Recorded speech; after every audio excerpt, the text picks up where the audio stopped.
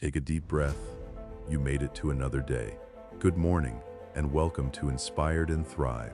And if this morning finds you in a difficult place, if you woke up today with that familiar knot in your stomach, the one that comes from knowing the numbers don't add up, from knowing the bills are due and the account is low and the pressure is real, then I want you to know that this message was made for you, not for someone else, for you, for the person who checked their bank account this morning and felt their heart sink, for the person who is doing the mental math again, the same math they've done 100 times, trying to figure out how to stretch what they have just a little further, for the person who is tired of being tired, who is exhausted from worrying, who goes to sleep thinking about money and wakes up thinking about money and carries that weight all day long in a way that no one around them fully understands. I see you this morning, and I want to spend this time with you, not rushing past the realness of what you're going through, not jumping straight to the feel-good parts without first acknowledging the weight, but sitting here with you,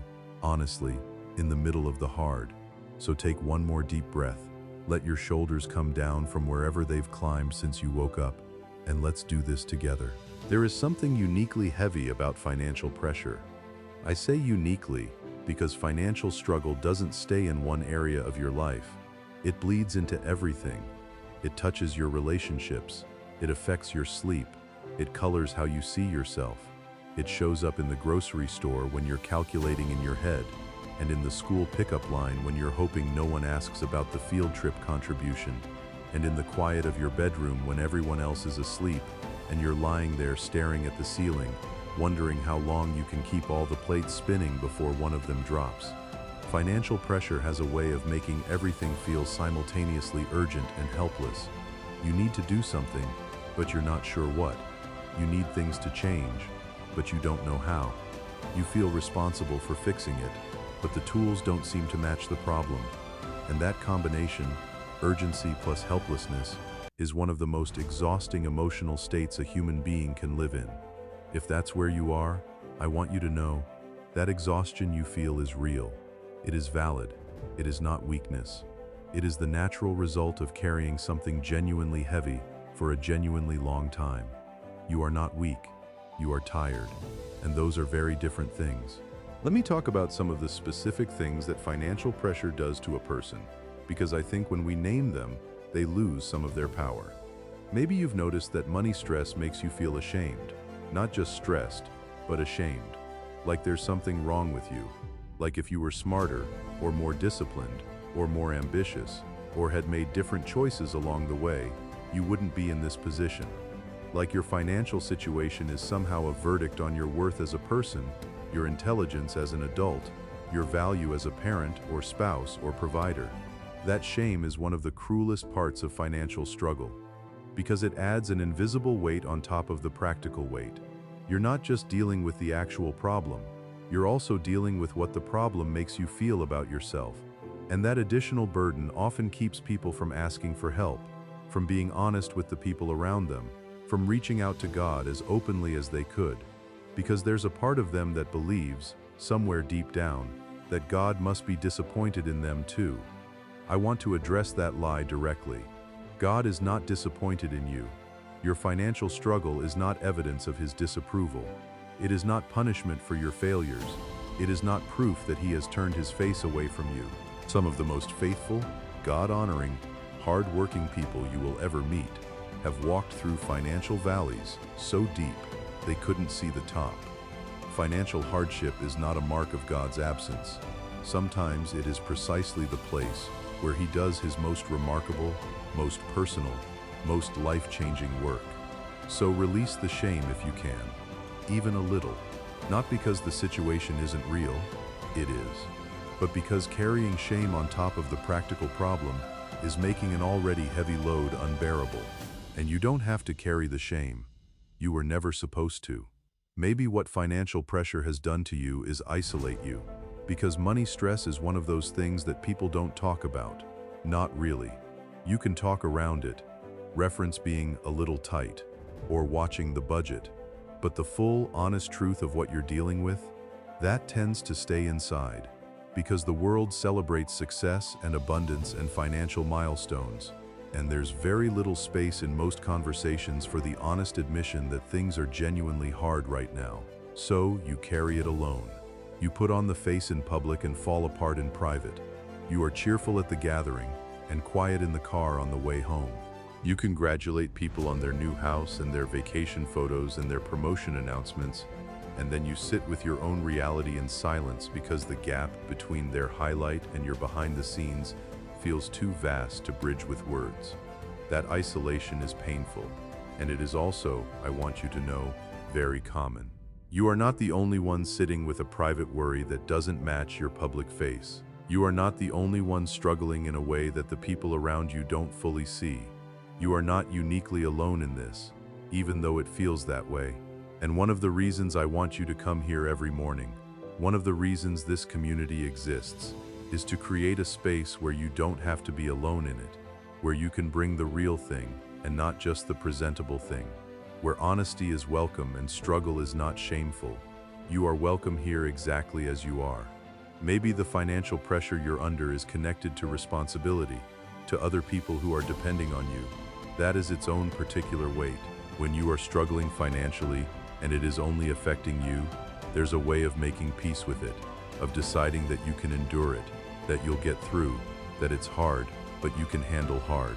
But when other people are counting on you, when children need things, when a family needs to be fed and housed and provided for, when aging parents are looking to you, when a partner is trusting you, the weight becomes something entirely different. It's no longer just about your own discomfort. It's about whether the people you love most are going to be okay.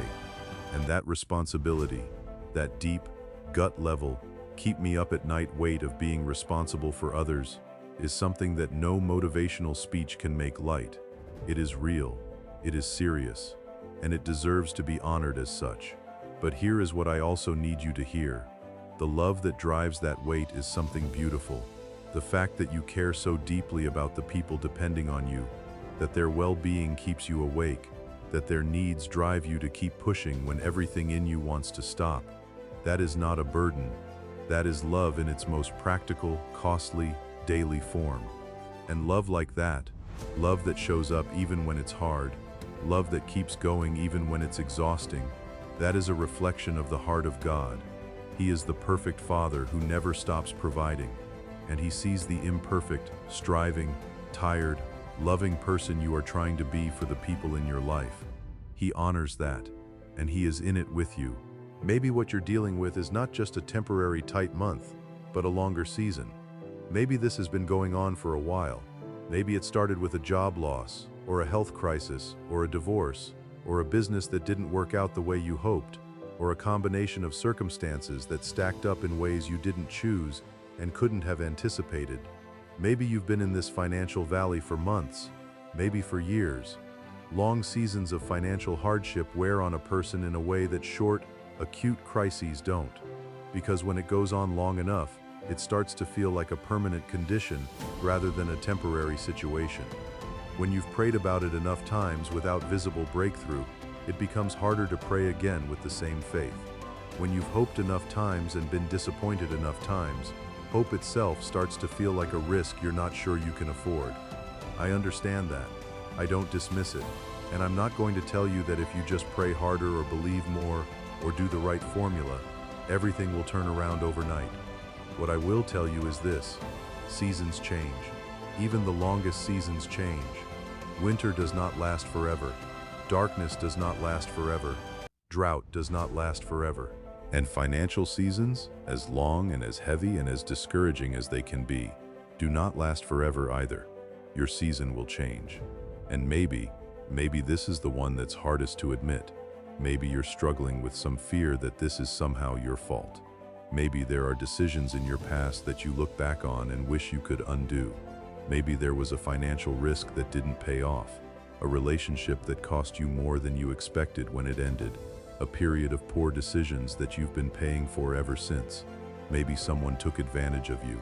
Maybe you trusted the wrong person, or believed the wrong opportunity, or didn't know what you didn't know at the time. And now, in the middle of the consequence, the voice of regret is loud. I want to say something to you about that. You cannot live in the future on the fuel of past mistakes. What happened happened. The decisions were made. The consequences are real.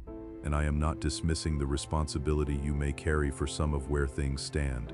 But I am telling you, emphatically, with as much love as I can put into these words, that where you are now does not have to be where you stay. Mistakes are not life sentences. Poor financial decisions do not permanently disqualify you from financial recovery, from abundance, from breakthrough. People have come back from bankruptcy, from total collapse, from losing everything, from starting completely over with nothing, and they have built something beautiful on the other side. Your past is not your ceiling. It is part of your story, and God is in the business of writing redemptive stories. Now let me shift. Let me talk about what I know to be true, not what I hope might be true on a good day, but what I know, in the deepest place of my faith, to be true about you, about your situation, and about the God who sees you right now. Delay is not denial. The breakthrough you have been praying for, hoping for, working toward, the fact that it hasn't come yet, is not the same as it not coming. Those are two completely different things. Delay is a matter of timing. Denial is a matter of decision. And the decision about your breakthrough does not belong to your bank account, or your employer, or the economy, or the circumstances surrounding you. That decision belongs to God. And God has not said no to you, He has said not yet. And not yet is very different from never. I know that in the middle of the waiting, not yet can feel like never. I know that when you've been waiting a long time, the distance between where you are and where you need to be can feel insurmountable. I know that faith can wear thin in a long season. But hold on to this. The God who knows the exact number of hairs on your head, who knew you before you were formed, who has plans for you that are good and not evil, plans for a future and a hope, that God knows your financial situation with the same precision and the same personal attention. He is not unaware. He is not indifferent. He is not looking in another direction while you struggle. He sees you. He is working. And your breakthrough is coming. Your story is not over. This chapter, this hard, tight, exhausting chapter, is not the final word on your life. It is not the conclusion. It is not the epilogue. You know how you read a story and the middle feels hopeless? The character is in a place where nothing is working and everything is going wrong, and you can't imagine how things could possibly turn around. And then they do, and when they do, you realize that the dark middle was necessary. It was building something. It was the pressure that formed the diamond. You are in the middle of your story. The ending hasn't been written yet. And if I know anything about the author of your story, and I believe I know something about him, I know that he doesn't leave his children in the valley. He leads them through it, to something on the other side, that the valley was preparing them for all along. Your story is not over, not even close. Progress takes time, and progress doesn't always look like progress when you're in the middle of it. Sometimes what progress looks like is holding on.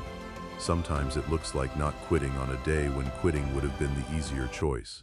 Sometimes it looks like taking a step that nobody sees, making a decision that nobody applauds, being faithful in a small thing when you're waiting for a big thing. Don't discount the quiet progress. Don't dismiss the invisible work. Don't measure your advancement only by the visible milestones, because so much of what matters most happens underground, in the roots, in the foundations, in the habits and decisions and character that are being built in the season before the harvest. You are making progress, even when you can't see it, even when it doesn't feel like it, even when the numbers haven't moved and the situation looks the same on the outside. Something is shifting. Something is being prepared. Trust the process even when you can't see the product. Better days are coming. I say this not as a greeting card platitude, but as a genuine prophetic declaration rooted in the faithfulness of God. Better days are coming for your finances. Better days are coming for your family. Better days are coming for your peace of mind. Better days are coming for your confidence, your joy, your sense of possibility, your ability to breathe without that weight on your chest. Better days are coming. I don't know when. I don't know what they'll look like or exactly how they'll arrive. But I know this: the God who promises that He works all things together for the good of those who love Him, that God does not make promises He doesn't keep, And He has promised you a future. He has promised you hope. He has promised you that the plans He has for you are good. Better days are on the way. Hold on. Now let's talk practically for a few minutes. Because I believe in prayer and I believe in God's supernatural provision, deeply, genuinely, without reservation. But I also believe that faith is not passive. I believe that God invites us to be partners with Him in the work of our lives. And there are some practical, mindset-level things that can make a real difference in how you navigate this season. The first thing I want to offer you is this: focus on what you can control. Financial stress has a way of spreading your attention across everything that is uncertain, everything that hasn't worked out, everything that could go wrong. And when your attention is spread that thin across that many things, you end up paralyzed. You're worrying about everything and acting on nothing. Bring your focus back to what you can actually influence today. Can you make a phone call today that moves something forward? Can you look at your expenses with fresh eyes and find one thing to adjust? Can you have a conversation you've been avoiding about a financial matter that needs to be addressed? Can you research one opportunity, apply for one thing, take one practical step in the direction of change? You cannot fix everything at once, but you can do something today. And doing something, one clear, intentional thing, interrupts the paralysis. It restores a sense of agency. It reminds you that you are not a passive victim of your circumstances. You are an active participant in your life. Focus on what you can control, and in what you cannot control, practice the hard discipline of releasing it to God. The second thing, take small steps. I know the problem feels large. I know the gap between where you are and where you need to be can feel overwhelming. And when a problem feels that large, there's a temptation to wait until you can take a big, dramatic, decisive step before doing anything at all. Because a small step feels inadequate in the face of a large problem. But small steps are how large problems get solved. Every significant financial recovery in the history of the world was built one decision, one day, $1 at a time. Not in one dramatic leap, but in the accumulation of small, consistent, intentional choices over time. What is one small step you can take today? Not the whole solution, just one step. Name it, and then do it. One step today, one step tomorrow, one step the day after. Repeated over weeks and months, those steps will cover ground that you cannot imagine from where you're standing right now. The third thing, stay disciplined, especially in the hard season. Discipline in abundance is relatively easy, but discipline when resources are tight, when every choice matters and every dollar counts, that is where character is built and real progress happens. Be honest about where your money is going, not judgmentally, not with shame, but with clarity, because clarity gives you choices that ignorance doesn't. When you know exactly what's coming in and exactly what's going out and exactly where the gaps are, you can make decisions. When you're avoiding looking at the numbers because they're scary, you lose the ability to act. Face the numbers, even the scary ones. Because you cannot make good decisions from a place of willful ignorance, and you cannot trust God with something you're not willing to look at honestly yourself. Discipline is not punishment, it is stewardship. It is the practical expression of valuing what God has given you and doing the best you can with it. The fourth thing, keep showing up. This might be the most important practical thing I can say to you today. Keep showing up. Keep applying for the jobs. Keep reaching out to the contacts. Keep working on the business even when it's slow. Keep serving faithfully in the position you have. Keep learning, keep growing, keep developing yourself. Keep doing the thing you know you're supposed to do, especially on the days when the results aren't visible and the encouragement isn't there and the situation looks exactly the same as it did last week. The people who break through financial hardship are almost never the people who had the most luck, or the most connections, or the most resources to start. They are the people who refuse to stop. They are the people who showed up on a Tuesday in the middle of a long stretch of nothing happening, and they did the thing anyway. And then they showed up on Wednesday and Thursday, and eventually, the thing that seemed like it would never move began to move. Keep showing up. That is not nothing. That is everything. And fifth, be patient with yourself. You are doing a hard thing. You are navigating real financial pressure with limited resources and genuine responsibility. and you are doing it in a world that rarely celebrates the slow, grinding, unglamorous work of financial recovery. Be patient with yourself in this season. When you make a decision that doesn't work out, extend yourself grace and learn from it. When you slip back into a spending habit you were trying to break, forgive yourself and try again. When you feel defeated and discouraged, and like none of it is working, give yourself permission to feel that, and then choose to take one more step anyway. You are human. You are imperfect. You are in the middle of a hard thing, and you are still here, still trying, still showing up. That deserves patience. It deserves grace, and it deserves to be honored by yourself and by the God who sees every effort you make, no matter how small. Now, let's come to the heart of this morning. Let's pray. If you can, close your eyes. If you're in a place where that's not possible, let your heart close. Go inward. Go quiet. Go to the place in yourself that is open to God. Take a breath. You are not alone in what you're carrying. You never have been.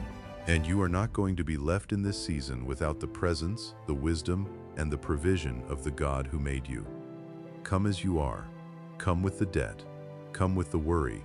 Come with the shame you've been carrying, and the fear you haven't said out loud, and the hope you're trying to hold on to, and the disappointment that has sometimes made it hard to hold on. Come with all of it.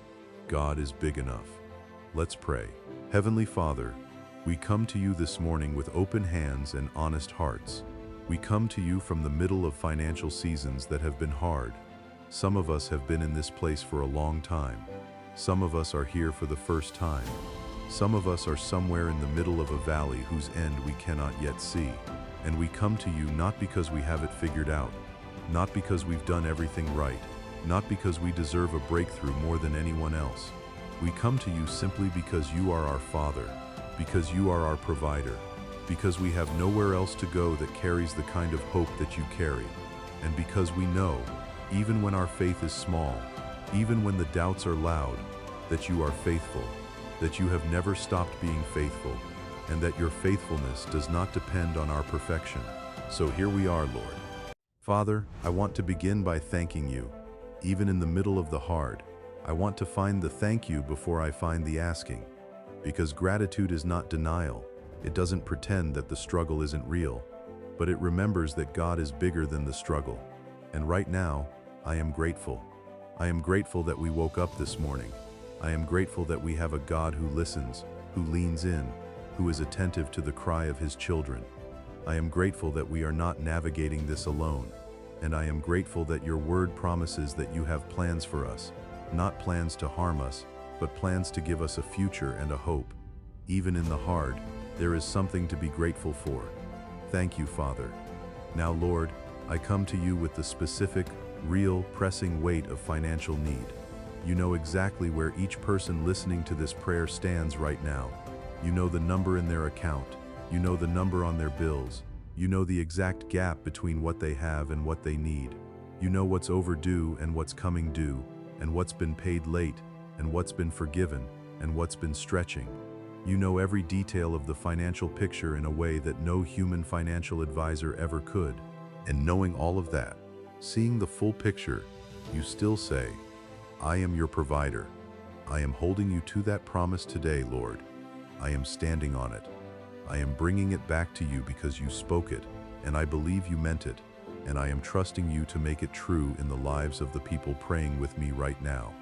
Father, I ask you for provision, not just enough to get by, though if getting by is what's needed right now, I'll take that too, gratefully. But I ask for more than survival. I ask for breakthrough, for the kind of provision that turns a season around, for the door that opens unexpectedly, for the call that comes out of nowhere, for the opportunity that was impossible by human calculation, but completely within your power. You fed Elijah through ravens in the wilderness. You multiplied the widow's oil until there was enough to pay her debts and live on for the rest. You took 5 loaves and 2 small fish and fed thousands of people with baskets full left over. You are not limited by what we can see or what we can calculate or what seems possible from where we're standing. So I'm asking you to do what only you can do. Move in ways that go beyond what we could arrange ourselves. Provide in ways that are clearly, unmistakably from your hand. Open doors that we haven't thought to knock on. Create opportunities in places we haven't thought to look. Connect us with people who have what we need. Release the provision that has been stored up for this season. Father, for the person who is in immediate, acute need this morning, the one who doesn't know how they're going to cover this week, I ask you to move specifically and quickly. I don't know how you'll do it, but I know you can, and I know that you see the urgency. You are not unmoved by their desperation. You are not distant from their need. Draw near to them today in a way they can feel, and provide in a way that leaves no doubt that it came from you. Lord, for the person who is in a longer season of financial hardship, the one who has been in this valley for months, maybe years, I ask you to do two things today. The first is to strengthen their faith, because long seasons wear faith down, because it is hard to keep believing when you've prayed so many times and waited so long. Breathe fresh faith into them today, Lord. Remind them of the times you came through in the past. Remind them that your faithfulness in yesterday is a promise for today. Let them feel today the same certainty they felt the last time you moved on their behalf. Before the long wait, before the discouragement set in. And the second thing is to show them something. A sign, a step, a direction. Something that lets them know you are active in their situation. Something that moves, even slightly.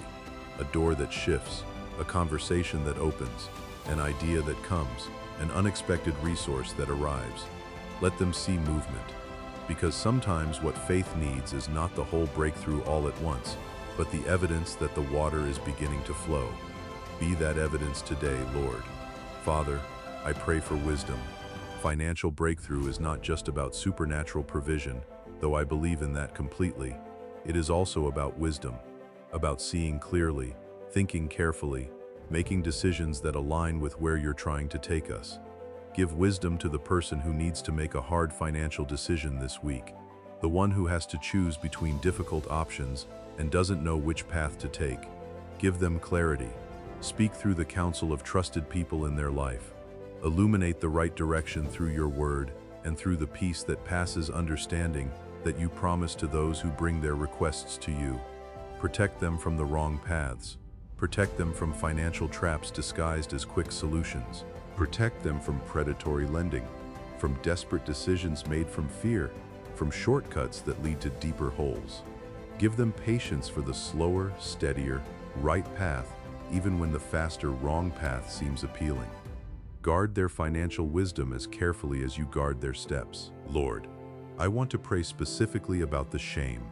I know that shame is one of the most paralyzing things in financial hardship.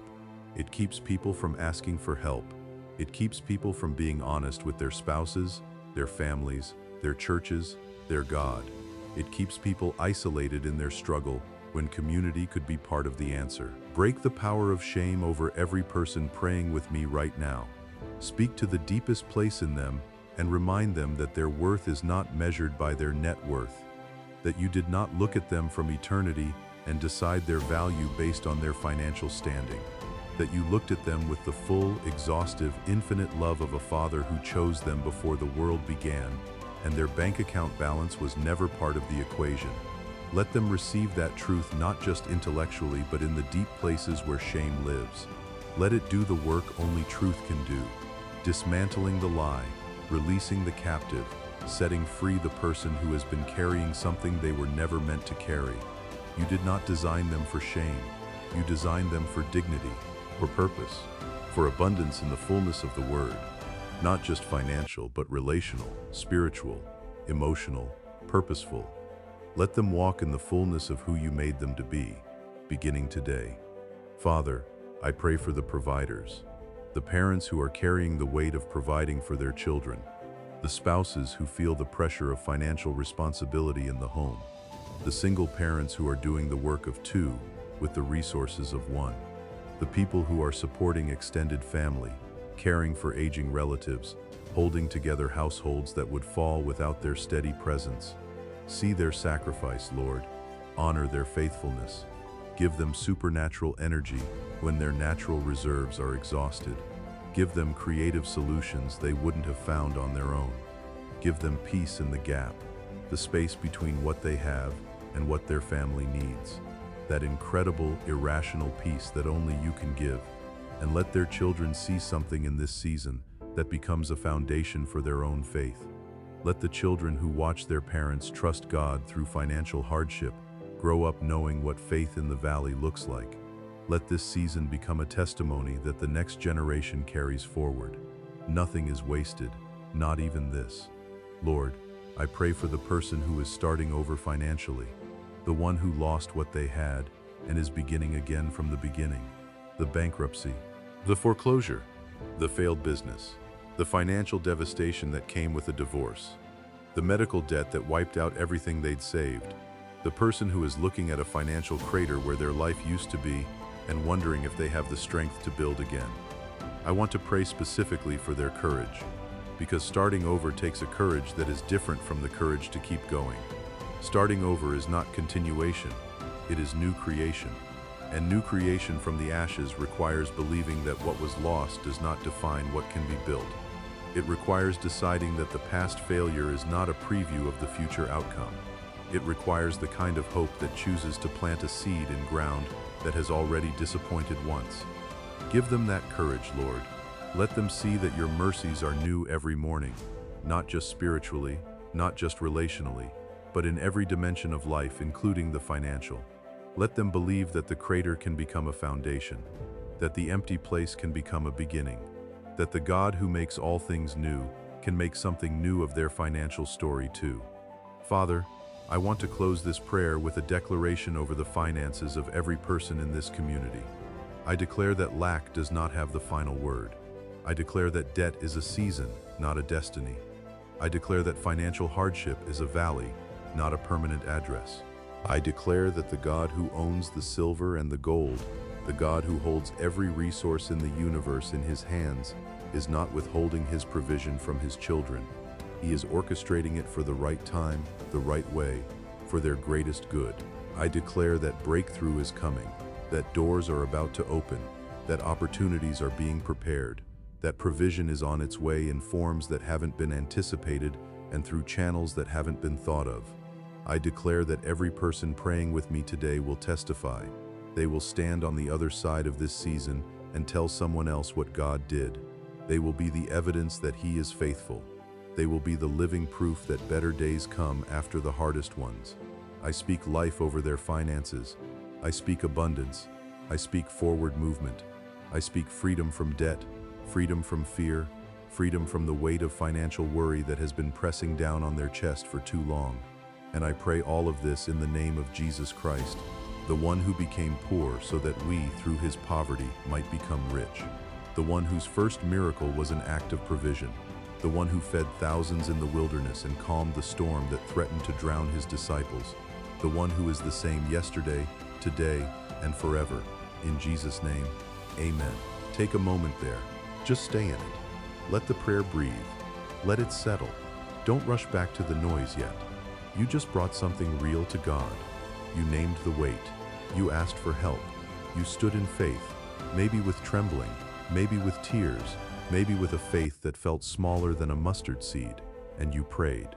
That matters. That always, always matters.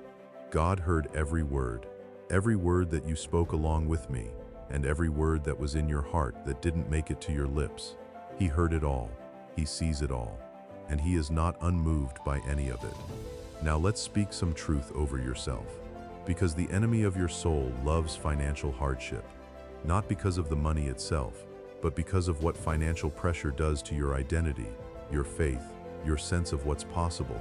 He would love for you to walk away from this morning reinforcing the narrative that nothing will ever change, that God isn't listening, that you're stuck here forever. Let's refuse that narrative. Let's replace it with what is actually true.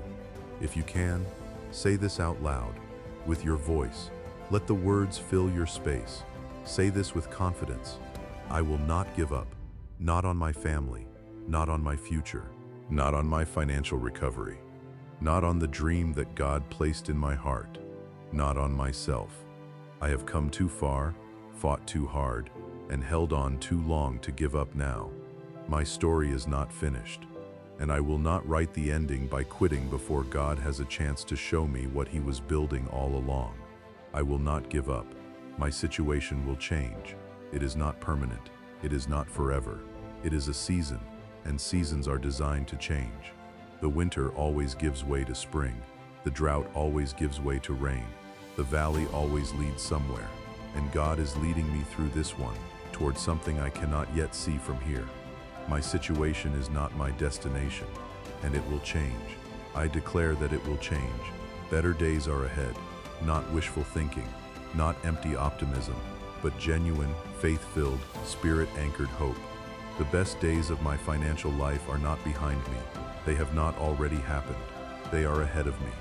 On the other side of this valley, on the other side of this season, on the other side of the things that look impossible right now, there are better days, and I am walking toward them. I am stronger than my challenges. My financial challenges are real. I don't minimize them, but they are not bigger than me, and they are not bigger than my God who lives in me. I have survived things that I thought would break me. I am still standing, still fighting, still showing up, still believing, and the strength that has carried me this far is not my own, it is His, and His strength has no limit. So I am stronger than my challenges, because He who is in me is stronger than anything that is against me.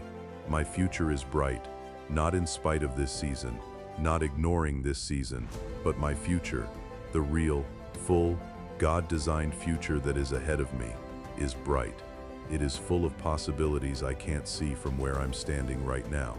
It is full of provisions I haven't imagined, full of doors I haven't knocked on yet, full of relationships and opportunities and breakthroughs that God is preparing on my behalf even in this moment. My future is bright. I choose to believe that today. I am not defined by my bank account.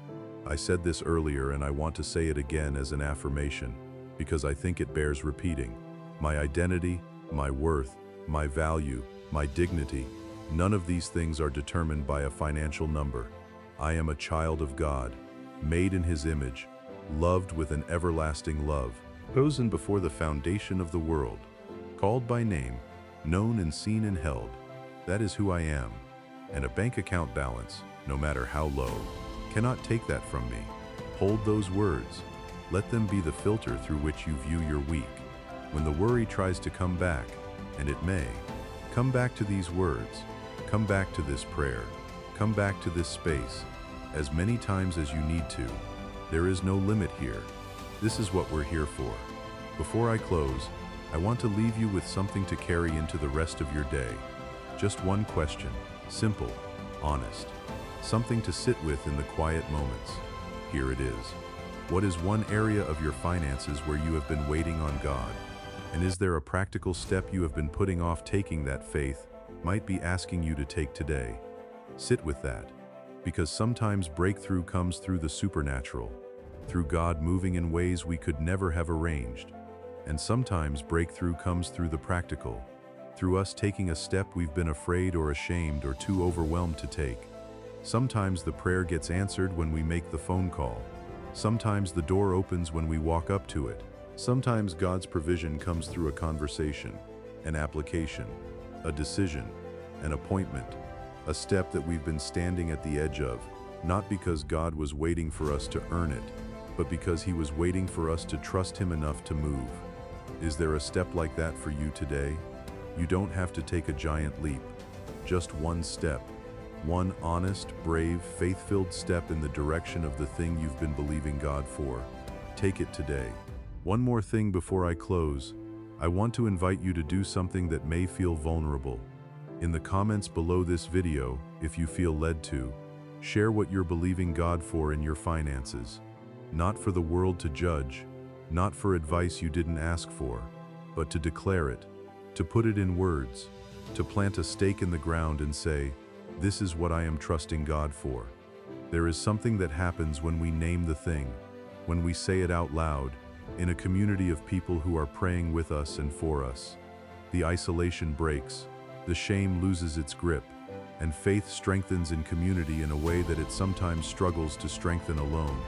You are not alone in this. We are in it together. Stay strong, Stay hopeful. Keep moving forward. See you tomorrow.